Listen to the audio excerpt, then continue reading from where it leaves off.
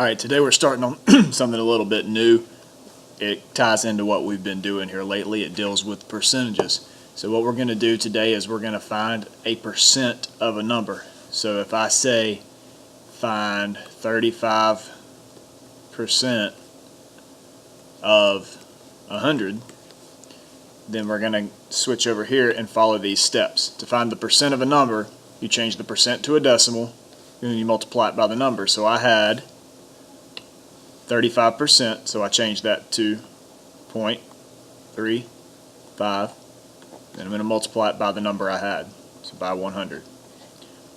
So I'll work this out. 5 times 0 is 0, 5 times 0 is 0, 5 times 1 is 5. I'm done with this spot, so I'll put this x here, move on to the 3. 3 times 0 is 0, 3 times 0 is 0, 3 times 1 is 3. Work this out. 0, 0, 5, and 3. And since I'm multiplying decimals, I look at how many decimals are in the problem, or how many places are behind the decimal in the problem. And here I have 1, 2. There's none in 100. There's 2 here. So there will be 2 in the answer. So it's 35.00. Since it's 0, 0, I can drop the 2 zeros and it just becomes 35. So 35 is 35% of 100.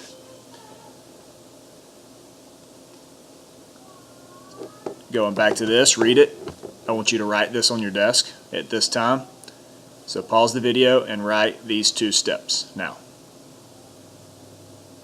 Alright, you should have this written down by now, so we'll do a couple more example problems. So if I have 128% of 550,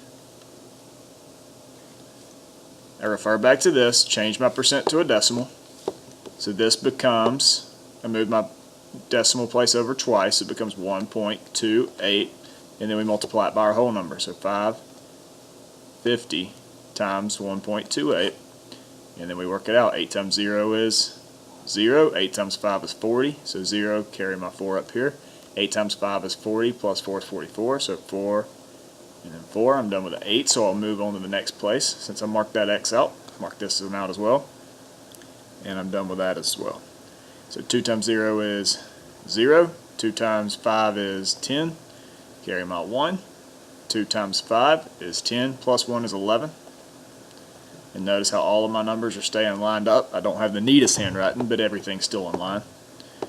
Alright, I'm done with the 2 line, so I've got to go down one more. I have 2 X's now.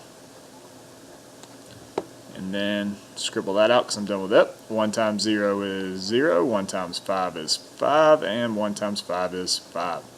Add this all up. 0 plus XX, these represent zeros, would be 0. 0, 4, 4 plus 1 is 5, plus 5 is 10, so 0, carry my 1. 1 plus 1 plus 5 is 7. So my answer is 70400, but I have decimals in the problem. I have 2 decimal places in the whole problem, so I'll have 2 in the answer. So I'll put it right there, and then I can drop those zeros and it becomes 704. So 128% of 550 is 704. If you have decimals with nothing but zeros after, go ahead and drop them. If there are actual numbers behind the decimal place, so it's like 0.12, then you have to leave those, obviously. Alright, we'll work out one more so that you have the idea behind this. We will do 0.3% of 200. Alright, so 0.3%, so I have to move my decimal 2 places to the left. So I'll go 1 and 2. That becomes 0.003 times 200. 200 times 0.003. 3 times 0 is 0. 3 times 0 is 0. 3 times 2 is 6. And then these come down to be, then I go to the next spots and those are 0. So there's going to be nothing down there. So I have 600 as my answer down here, but I have a decimal here, so I'll have to place it. There are 1, 2, 3 places behind the decimal in the problem, so we have to have the same in the answer. So it would be 0.600. So it's going to be 0.6 or 0.6. 1.6. All right, if you have any questions about it, make sure that you have this written down. You follow this, and remember that changing a percent to a decimal, you just move the decimal 2 places to the left, and then to find the percent of a number, you just go ahead and multiply it out. It's pretty simple stuff. The only issue with it is sometimes the math gets a little bit long when you're multiplying decimals, but we've done that before. That's all review, so should be an easy lesson today. Good luck.